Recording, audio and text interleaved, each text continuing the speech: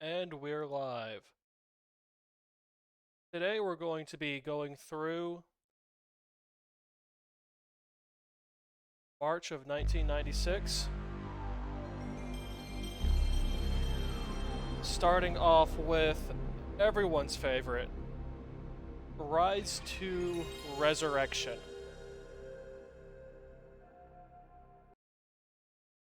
This is the sequel to Rise of the Robots, which, if you don't know what that is, good for you.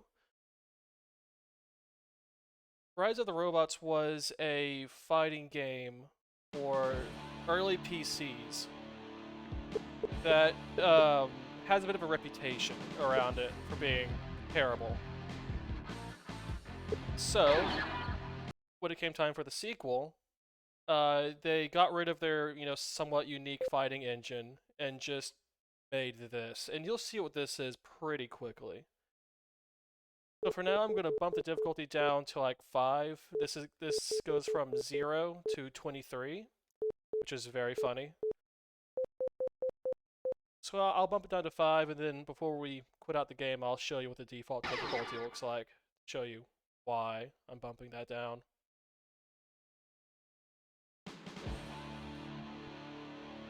Alright, so let's start.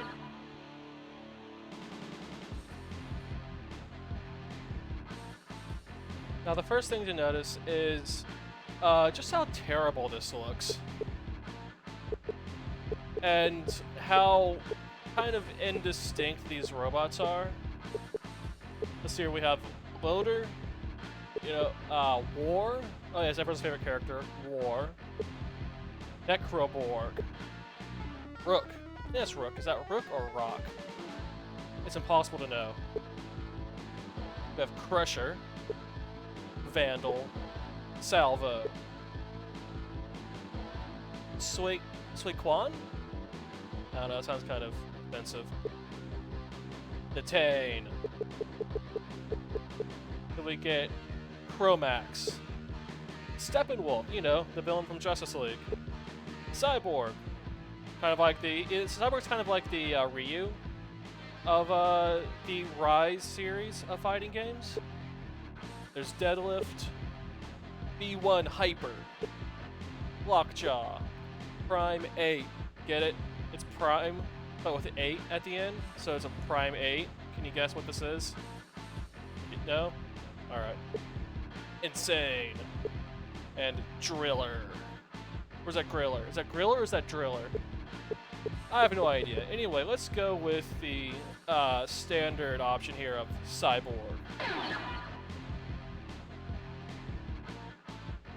We can choose a bunch of different colors.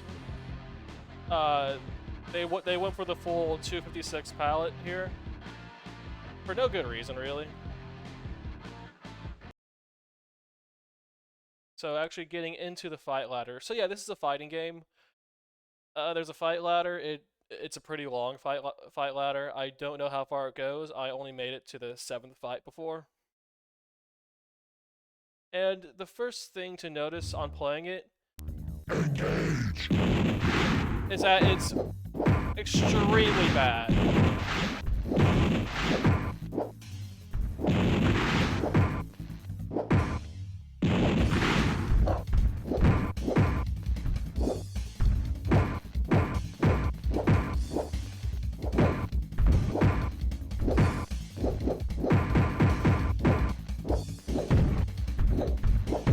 So there are combos here.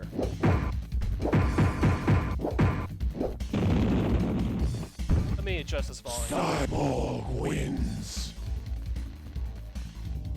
So there are combos. There's like 3 to 5 combos per character. I can't do them consistently, and they're not even that cool anyway. And yeah, there's that small super meter down there. There's 1 super move per character. The inputs for that are kind of insane.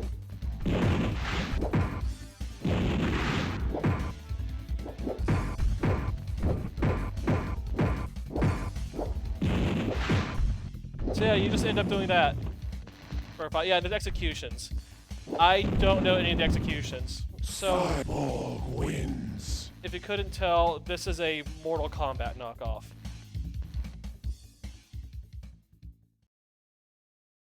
So you have the announcer, you have whatever these sprites are supposed to be. You have, you know, finishers where I guess you rip the other guy apart in creative ways. I hope creative ways.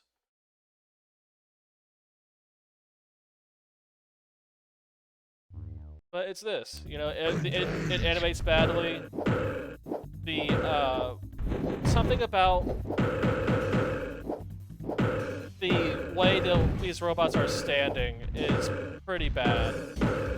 Like the view angle on the sprites is no good.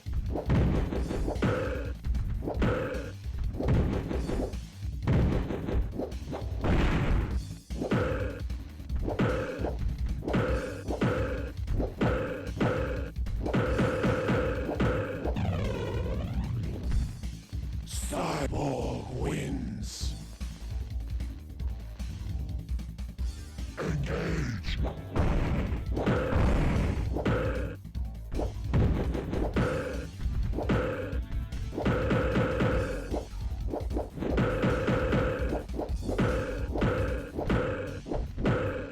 So this game was originally released on the PC in 1995. And yeah, you can kind of tell this is a PC fighting game, just from how badly it plays. Cyborg wins.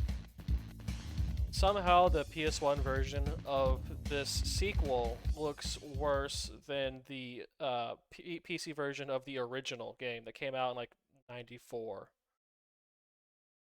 Oh, here we get a mirror match. I always love those. When the game can't be bothered to figure out which character you're playing as, so it just has you go through the whole roster, including yourself. That's always nice.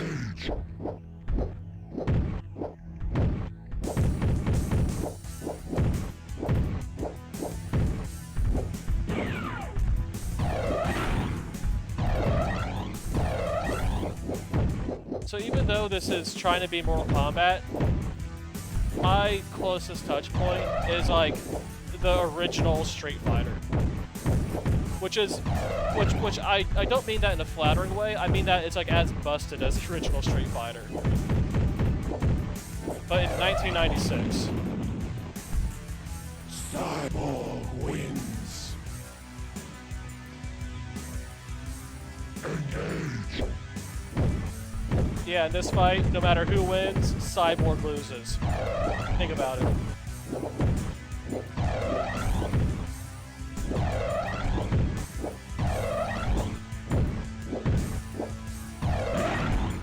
Yeah, I jumped into that one.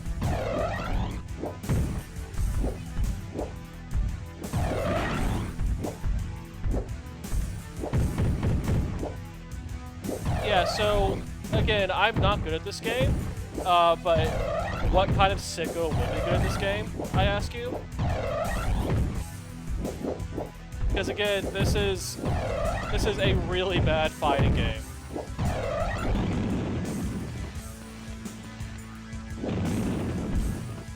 Cyborg wins. You know, like the stages look bad, the character sprites look bad, the sound is boring. There aren't really any original ideas going on here other than just how stupid the names are of all these characters.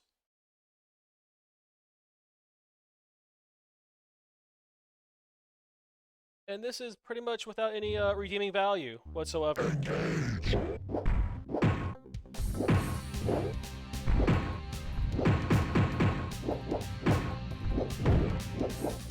The only thing keeping this from being the worst fighting game on the PlayStation at this time is the existence of Criticom. Criticom is worse than this, but only because the AI is broken. If the AI in Criticom was like the AI here, then Criticom would be the better game. Cyborg wins. And that's really the most damning thing I can think to say for a fighting game.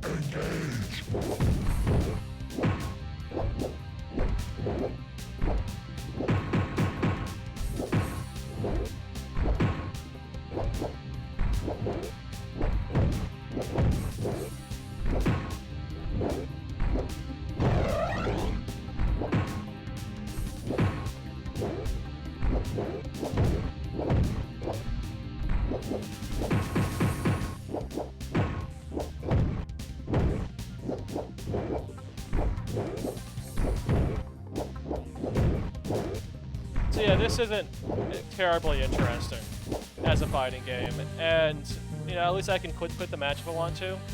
You know, get out of here, do something better with my life. But before we go, I just want to show you a couple of things. First, there's the control menu, so pad config.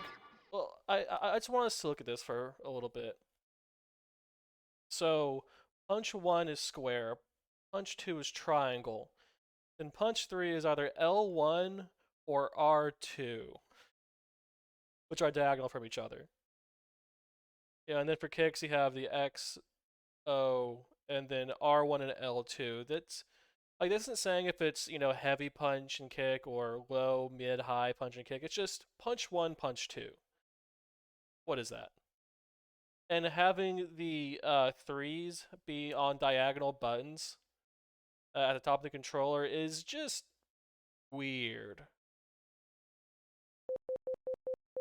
There's no other way to really put it.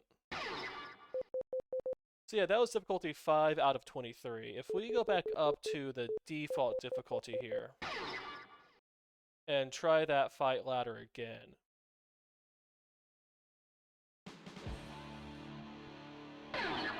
This time playing as, oh, I don't know, how about insane? Because he's like totally insane, you guys. Look how insane this guy is. He's so insane. Let's, I don't know, do a purple insane. I mean, I can see why they had that big a color palette, because if you have the colors, why not use them? But user experience for it isn't great. There isn't a really good reason to have that. So even like the one like new and interesting thing they tried to do isn't particularly good.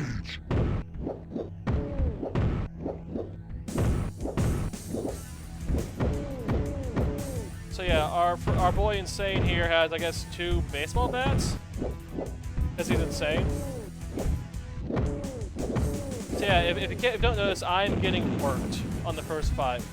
V1 Hyper wins. On the first fight on the default difficulty.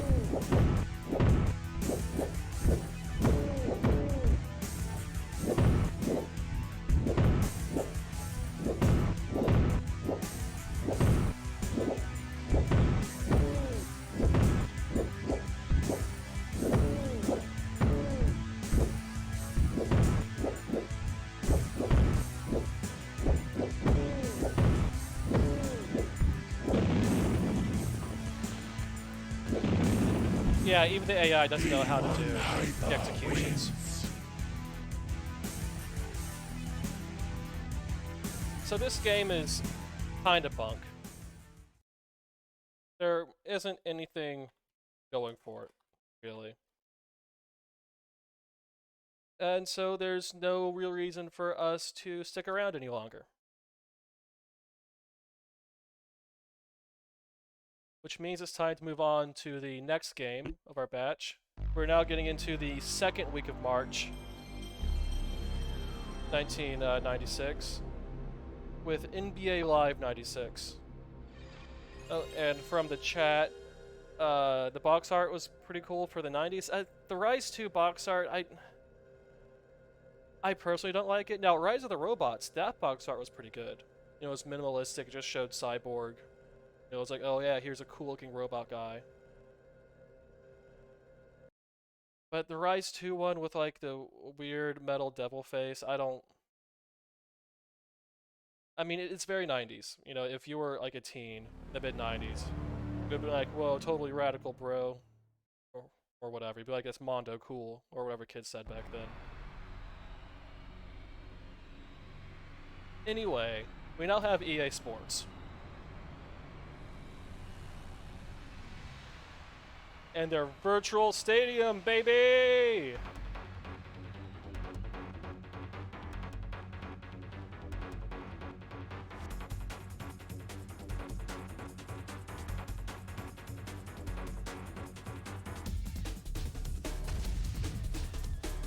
See, when I play a PS1 sports game, this is what I'm looking for.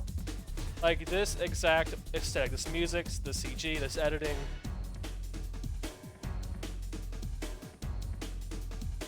I mean, it's basic by our standards, but this is like the best opening for a sports game I've seen so far, going through the PS1 catalog.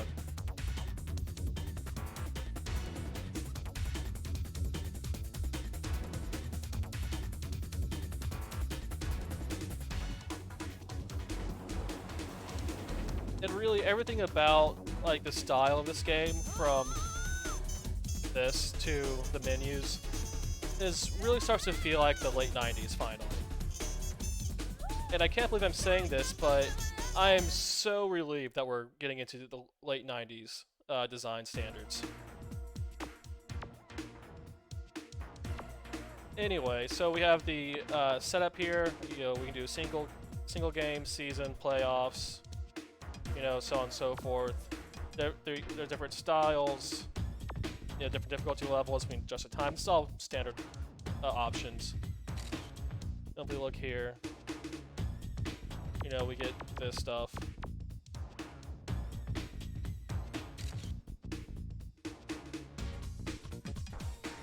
You know, you can adjust the rules. So there is a decent amount of variation between the arcade and simulation gameplay here.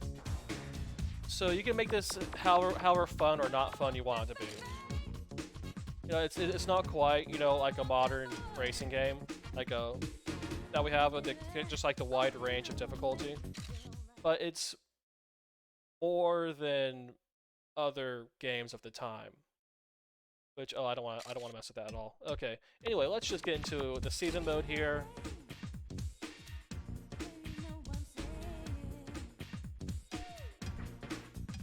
Let's go and play as, I don't know, who should I play as? Let's do Atlanta.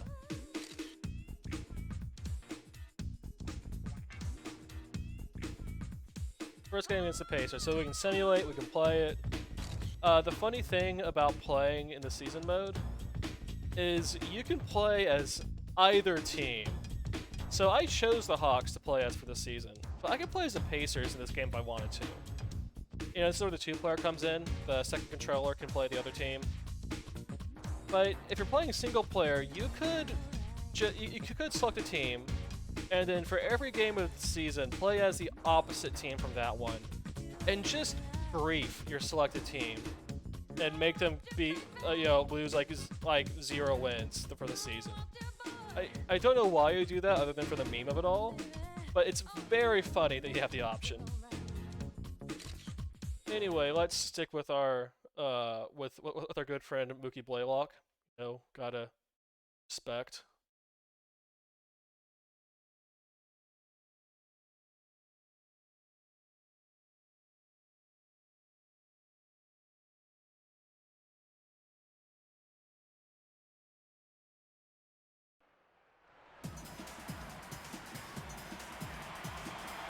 You know, like the lower thirds look nice in this game, at least.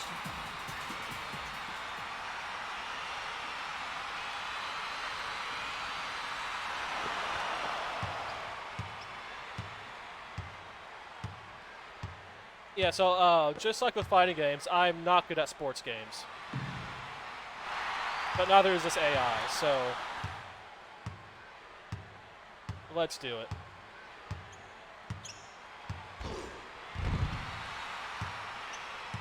So you have the cross button that passes, the circle button shoots, R1 will make you run, And then when you're playing defensive gameplay, the circle button will just shove at the other guys. It doesn't always work, but when it does, it's very funny.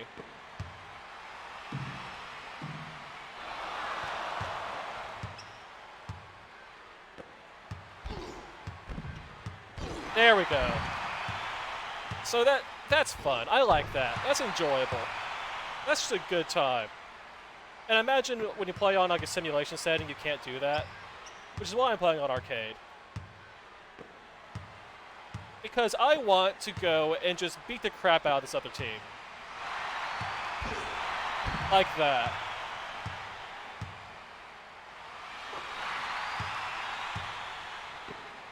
Alright, that's just good, clean fun.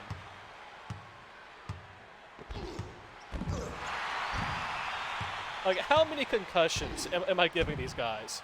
Not enough, if you ask me.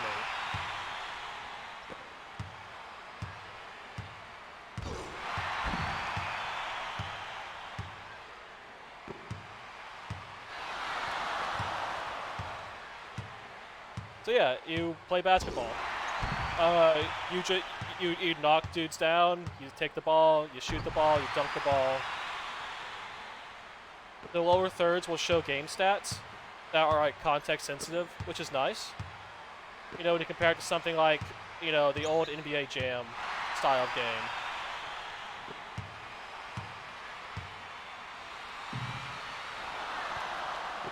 And so for some trivia, this is the first PS1 game to have a full 5 players on the basketball court. So before this, you had your NBA Jam style games, and you had NBA in the Zone from Konami. And that was like a 4v4 game because they couldn't figure out how to put the 5th player onto the court. But this is also sprite-based, which for 1996 is cheating.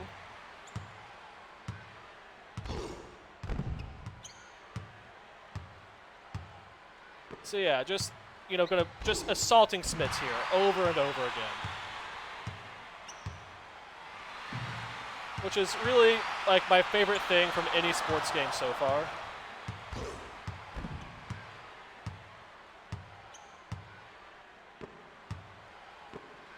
You know, this is what combat basketball really is.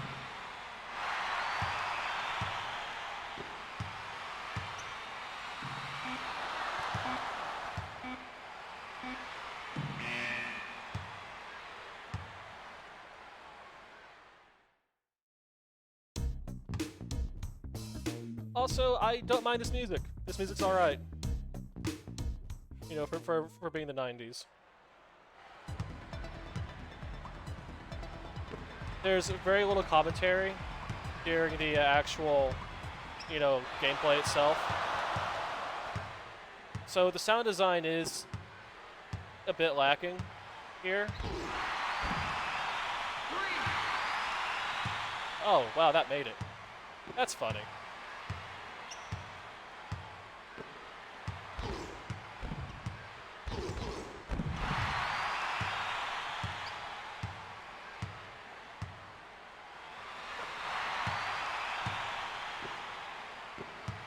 So yeah, this is probably less fun on a simulation mode,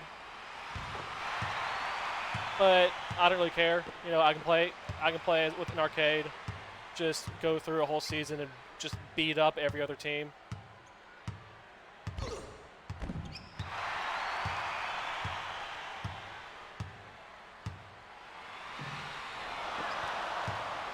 I will say that this is actually a PC port from 1995.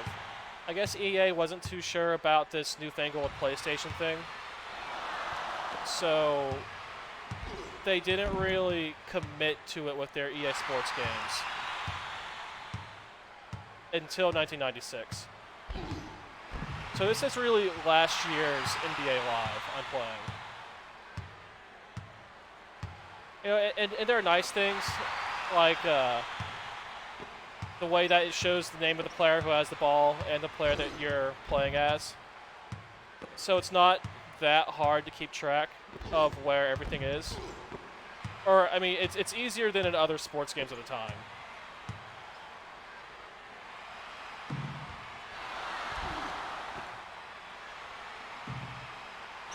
But if someone who has no idea what they're doing like me can, you know, do well in this game, then, you know, that's an A+ in my book.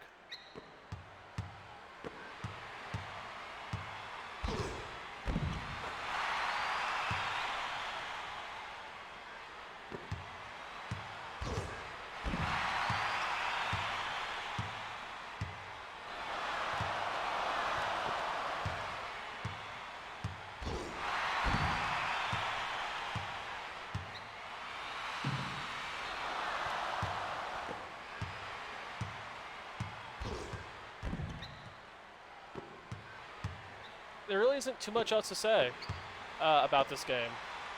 It got dinged pretty heavily when it came out for the graphics, because having, you know, sprites instead of polygons was so 1994.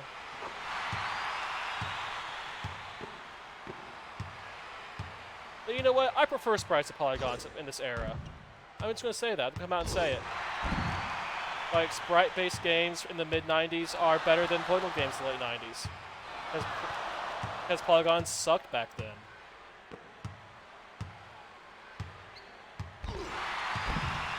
But that's a luxury that we have living in the future.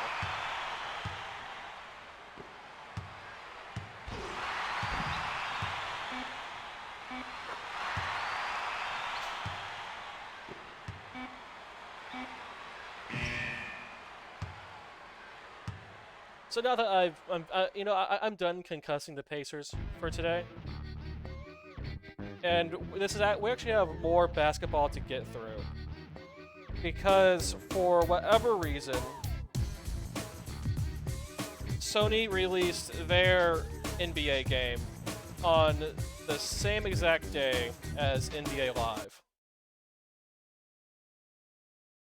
and that game is called NBA ShootOut. This came from the same Sony initiative that gave the world NFL Game Day and NHL Face-Off. So this is a purely Sony-made game for the PS1 exclusively. You know, just in case EA or Konami didn't want to play ball. Get it? Anyway. Because the NBA would give licensing rights to just whoever in the 90s, we get 2 NBA games on the same day.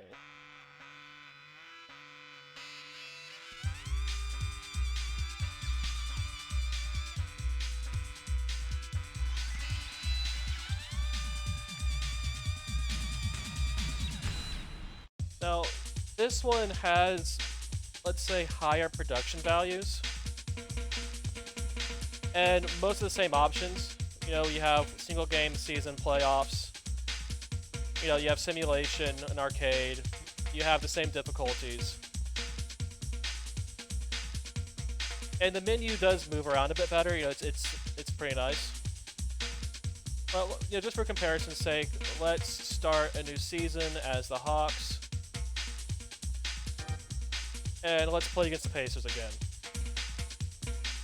You know, we can do the same thing here. For some reason, this game supports 8 players. I don't know anything about that. Oh look, we even get little, you know, trading cards of our guys, and we see their stats. You know, again, these menus are better. This is a higher production value.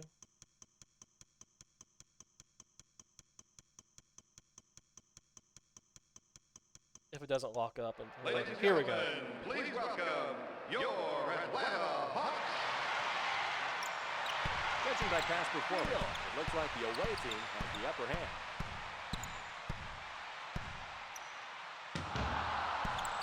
So yeah, so this is fully polygonal, full 3D. You know, the court looks better, the crowd looks better. There's more commentary, but it's also a bit more simulation. Like, even playing on the arcade mode, you know, I have stamina bars to deal with. You know, there's fouls constantly going on. But the biggest thing for me is, well, for one, I can't, knock out the other team, which is sad. But the biggest thing is because these are polygons with polygonal hitboxes, that makes the defense more effective than in any other basketball game. Because you can't move past the defenders as easily.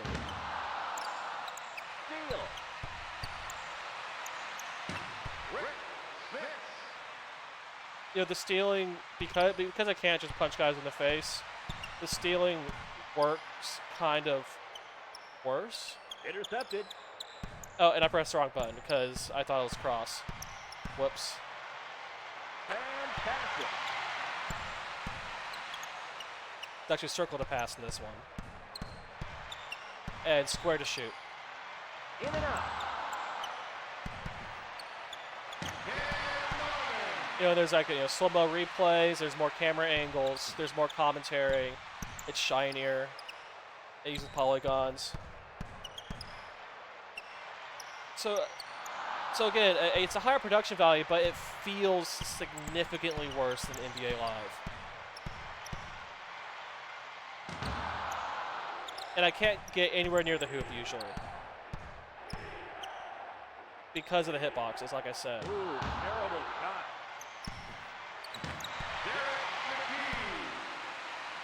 And yeah, even on easy, this is, a lot harder than NBA Live, which, as someone who doesn't know anything about basketball, I don't appreciate.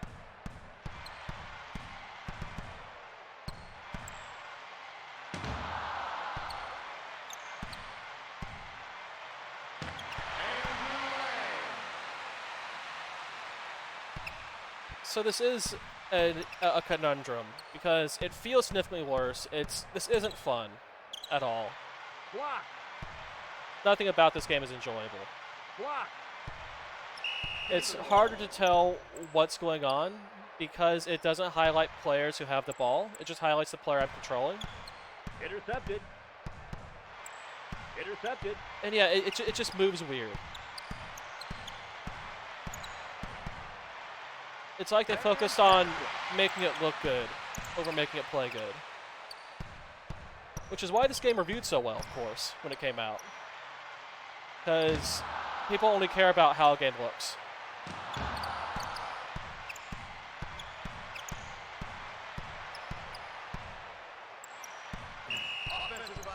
And I don't know how that's happening. There's just fouls happening. I don't understand it. I don't know basketball. Steal. I'm not sure how these steals are happening, but they are. I like, that's not me doing that. I have nothing to do with the steals. And when a dunk fails, the ball just freaks out. That's weird. At the end of the first quarter, things look pretty even. But overall, this game just annoys me. Moderately annoys me. Not fully annoys me, but moderately annoys me.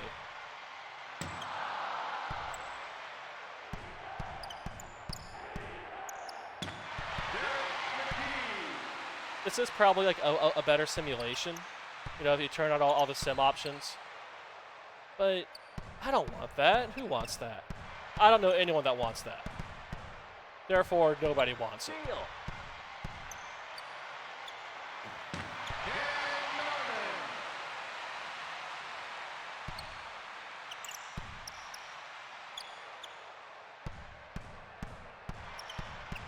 So really, all I'm doing is running up to the guy as a ball and hoping for the best on defense. Ooh, terrible shot. Because I don't know what this game wants me to do.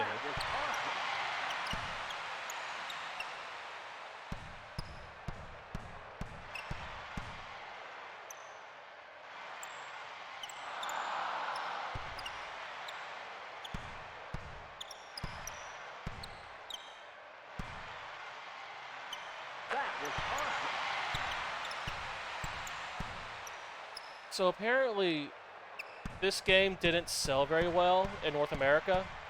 It seems to have been mostly made for for PAL audiences. And this was made in Britain, so this is a Studio London game.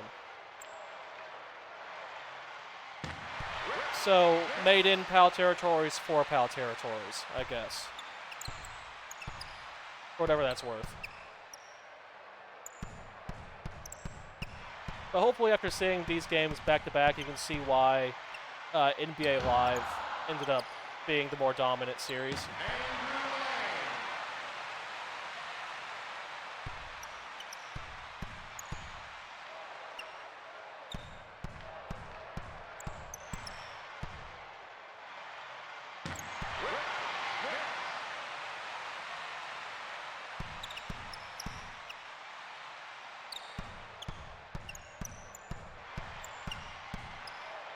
Intercepted.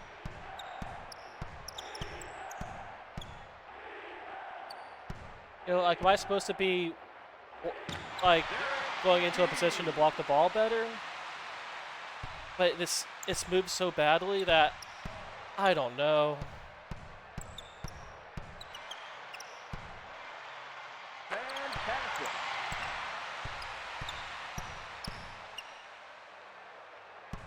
I also miss the lower thirds from NBA Live. You know, that was a nice broadcast touch that isn't here in this game.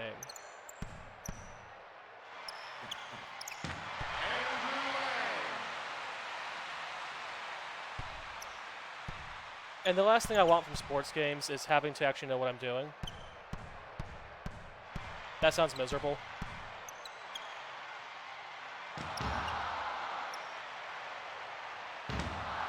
From way downtown. Yeah, so you see, I can't tell who has the ball doing what. You know, when those things happen. So I end up pressing the wrong button. Block.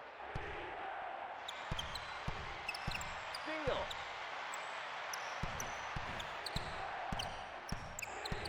Steal.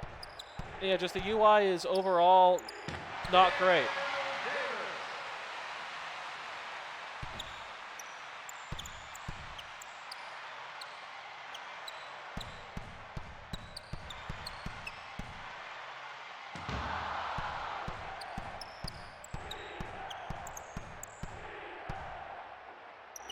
Block.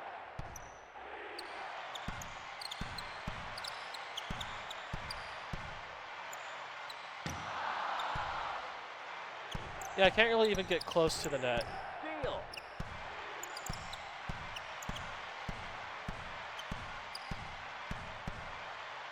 Ooh, terrible shot.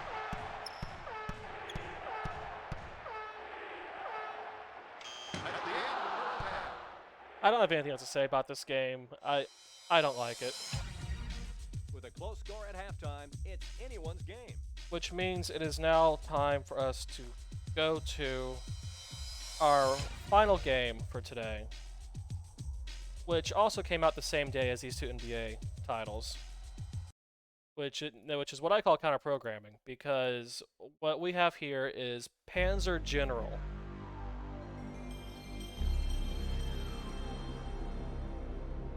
For people who are like me and don't know what this game is immediately, it is a turn-based strategy game that came out on PCs in 1994.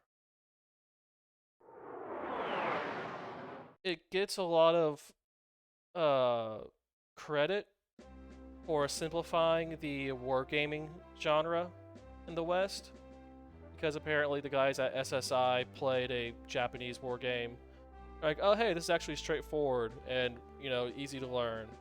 So they just went and made one of those, but you get to play as Nazis, because who doesn't love playing as Nazis?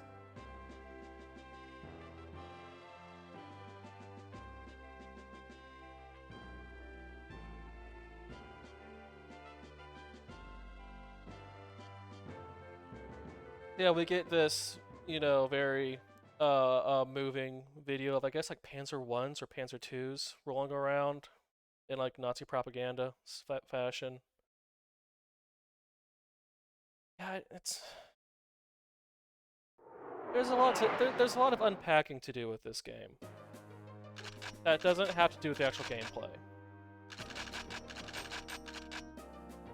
So let's just, I don't know, get into a campaign. There's like 39 maps on here. And they get strung together in a few different campaigns that we could play as. So, I don't know. Let's do the most problematic thing possible and invade Poland. What do you say?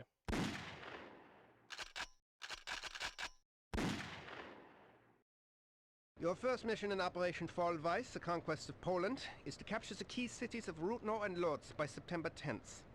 This keeps open the possibility of conquering Poland before the French and British can launch an attack on Germany.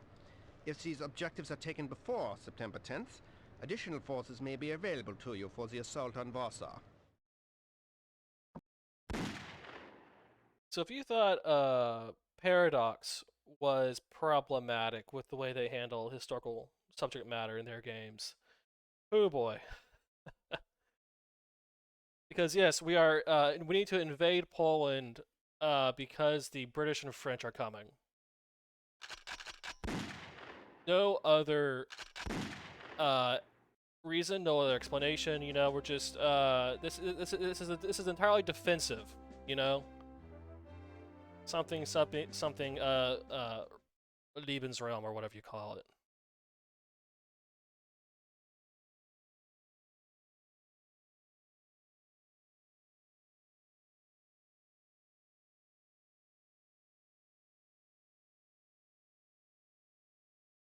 And yeah, this in practice, this is basically a boring Fire Emblem almost. We have a grid here. We have this cumbersome options menu. And we move units around.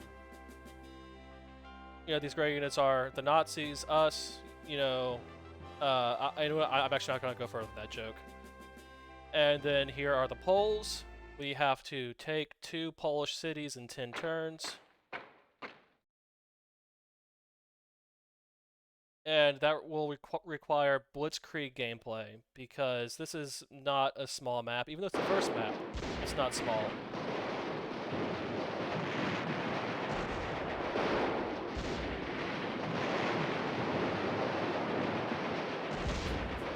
So if you noticed before that fight, it had the expected casualties, or the expected damage of 3 for my guys and 6 for these guys here. But in reality, it was 3 for my guys and 2 for this cavalry unit. And that's one of the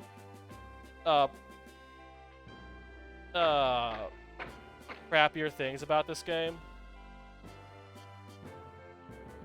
Is these simplified war strategy games work because they keep it simple. Having a very wide variation in outcomes to a fight without surfacing the dice rolls and all the number crunching makes the whole thing feel random and unfair. And because this is September 1939, the only thing that should be random and unfair is for the Poles. So yeah, let's go try to kill these guys again. So expected losses on my side is 2, on their side is 6.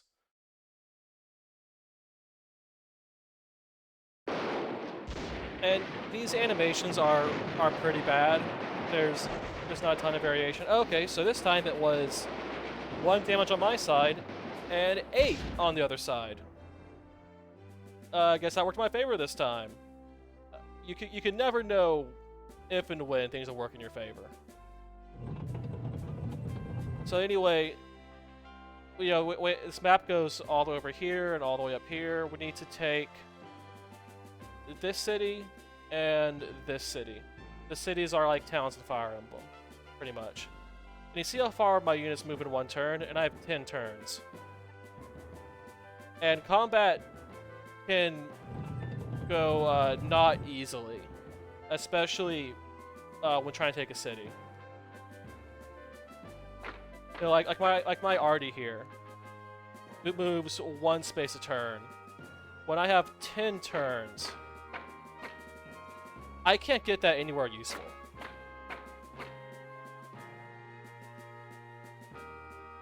And so yeah, I've now used all my turns for my turn 1. There are options to, you know, check the weather. In later levels, there's air and sea units to go along with the ground units. You know, I can purchase additional units using prestige. So, you know, I can buy some actual good tanks like Panzer IIIs. You know, you only spawn new units at cities you already own. So if I did this, I would have to spawn it in this city, which is all the way back there where I don't want to be. So I'm going to avoid doing that. Let's just end this turn.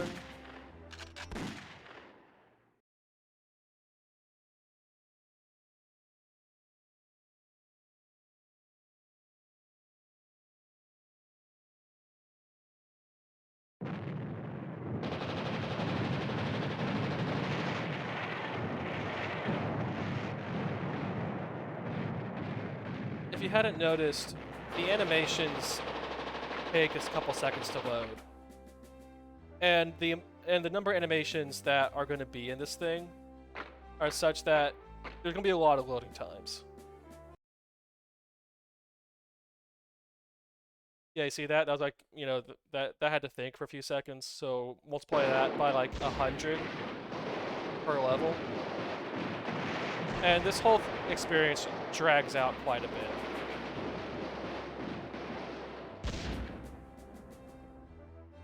Alright, let's move this tank up to the artillery. And start shooting at it.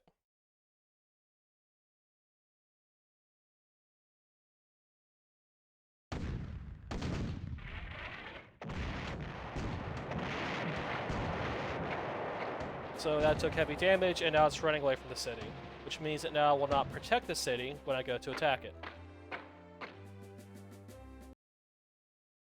Alright, so that says 1 in 6. Is this going to actually be 1 in 6?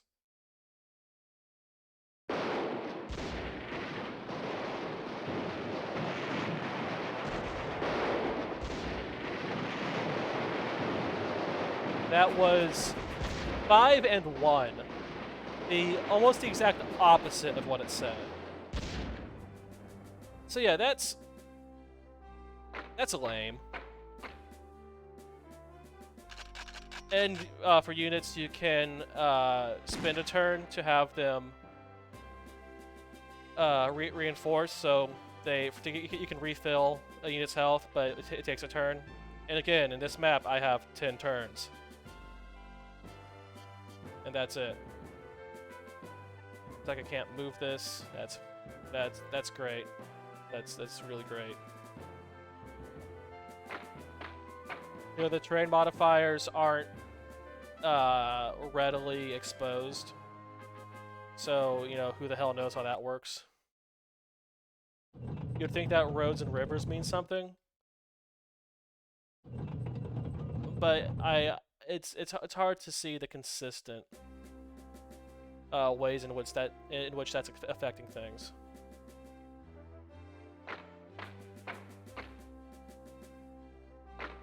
But then, yeah, it's a lot of this. You do a lot of this.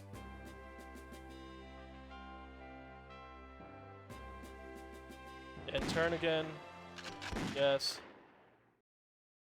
Now this, like I said right before, this came out in '94 on the PC originally. And this is now '96 for the PS1 version. And even by '96, this game is kind of old and clunky. If we're going to be honest. As you see there, I just did a replenishment on that unit. Let's go kill this artillery. Get it out of the way.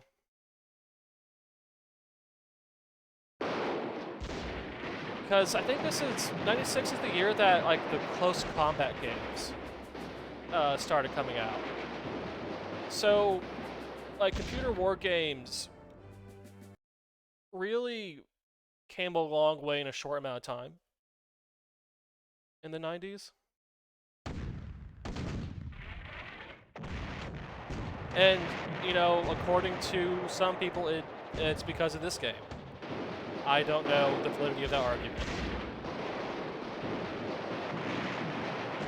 But what I do know is that basing a game around playing as the Nazis is iffy, even for the mid-90s.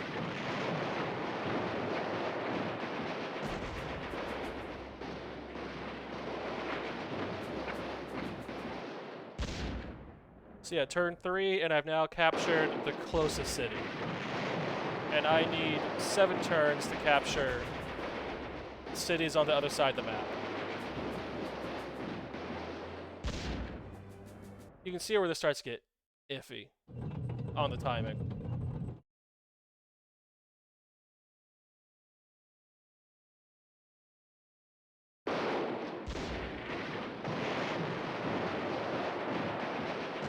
So yeah, for some reason, that completely and totally failed. You know, those horses really messed up my tanks super bad. And yeah, chat. It's not so much an odd choice, but I mean, I'm cynical, so I'd say it's a predictable choice from the wargaming crowd. Free to play as the Nazis.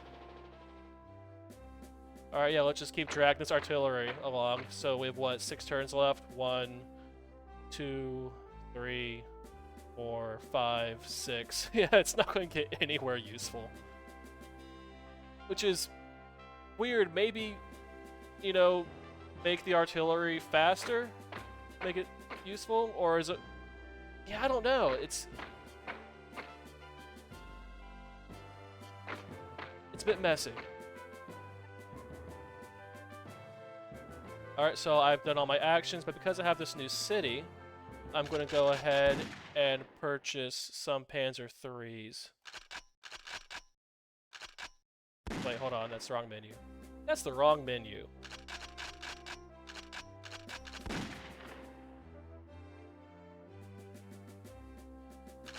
Okay, that's the right menu. So again, because it's a PC port, the menuing is pretty bad. Sure, let's do a Panzer 3E, why not? Place it here, so now I'm closer to where I need to go eventually, right? But I still have to end my turn. But yeah, I mean, it's not really much of a secret that the wargaming community has, not intentionally, facilitated, you know, a not insignificant subculture for neo-Nazis over the last, you know, 50, 60 years. You know, that's just a thing. You know, we've seen, I think it was last year that Games Workshop had to put out a post where they specifically had to say that they denounced neo-Nazis because neo-Nazis kept showing up for Warhammer tournaments. And that's just what the scene is. And has been. That's probably a hot take, maybe. You know, I'm not a wargamer by trade, so I'm, you know, just spouting off here on the internet. But in that respect, it does make sense for, you know, to make Nazi strategy games. Now, I'm not calling SSI Nazis. In fact, the first computer strategy game was made by SSI, and that's Computer Bismarck, where you play as the British Navy hunting down and sinking the Bismarck.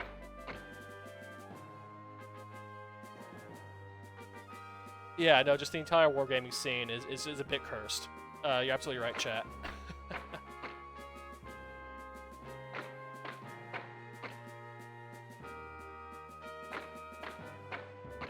So, I don't think SSI are Nazis.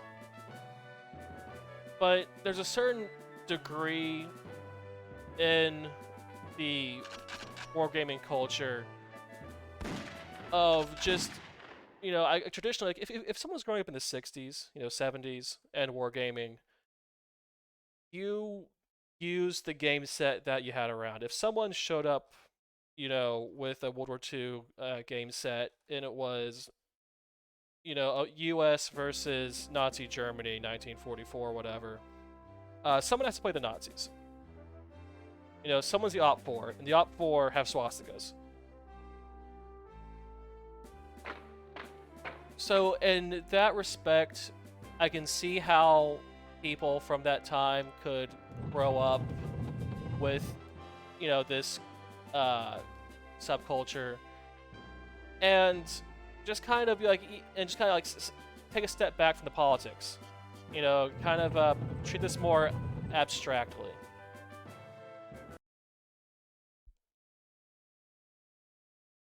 And yeah, so because I can't get at the artillery for some reason, when I attack you near the artillery, I get attacked by the artillery.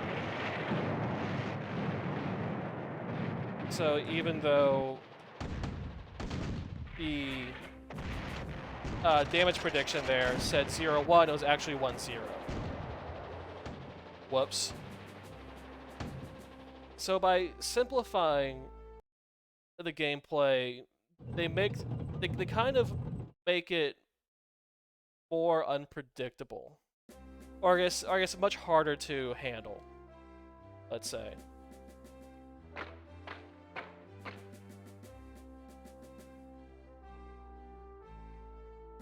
And that's not fun. Like, if the idea is to make this fun, you know, that's kind of a failure because this isn't fun.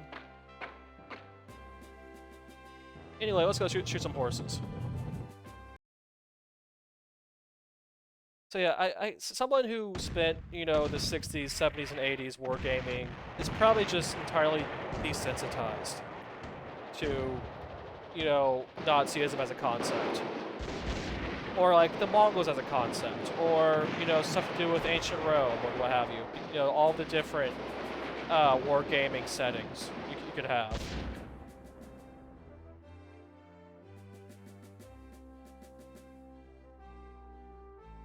Yeah, so I probably shouldn't move this unit up there because it only has 6 health. But also, spending a turn replenishing isn't going to be great because I only have so many turns. And that's what makes this game, like, bizarrely hard,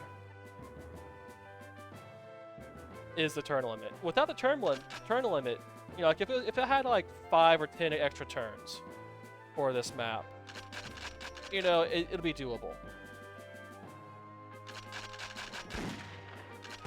But the strict timing here, I guess, is expecting you to know how to do this stuff already. Which, yeah.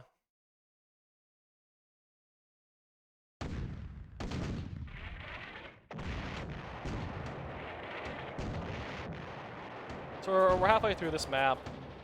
It's been like, what, 15 minutes? So this isn't, you know, a small game by any means.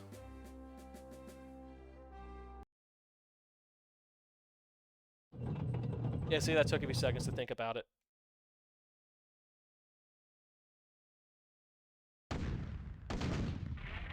You know, I'm attacking anti-tank guns with tanks.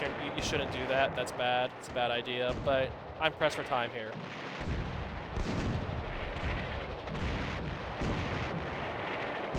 And it should be noted that the sequels to this game are, you know, like, are called, like, Allied General.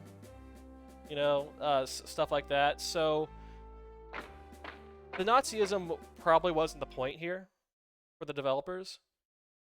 It was just like they're taking a popular kind of war game and using that as the setting for their experiment here.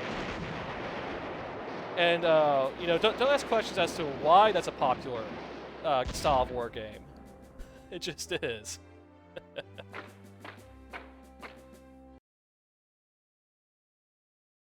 But either way, this experience kind of sucks. You know, this isn't fun. I mean, I'm not having a good time.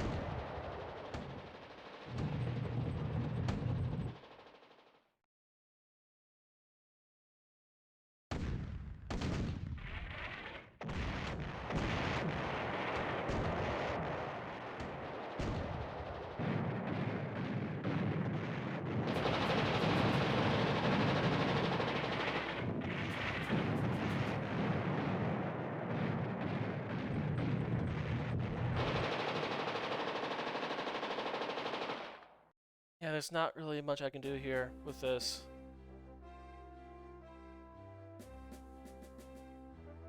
Because of the artillery. And this train being what it is.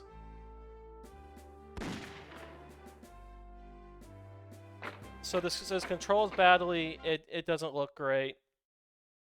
The, I guess, weapons triangle they have going on here doesn't work that well. There's some poor balancing going on here. All around, not a great time. I'm just gonna exit out this scenario. This sucks, actually. And not all these scenarios are historically accurate.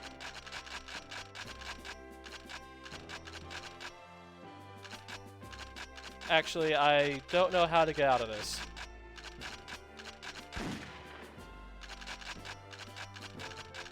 Which, fantastic. Absolutely great. No idea how to exit this scenario. And yeah, chat, it is like Advanced Wars, but bad. Exactly.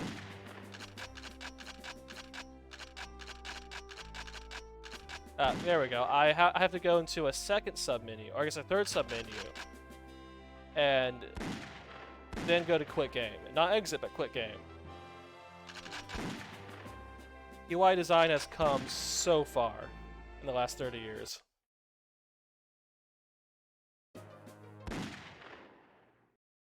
So some of these scenarios are, you know, fanciful and fun, like invading Britain as Nazi Germany. You know, the kind of things that, you know, you want to see, right?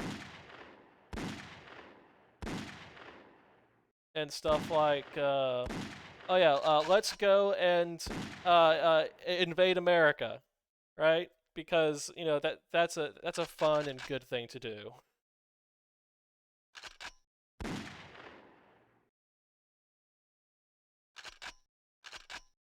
So weird vibes all around. Not the best subject matter to be doing this game off of. It looks bad. You know, it plays bad.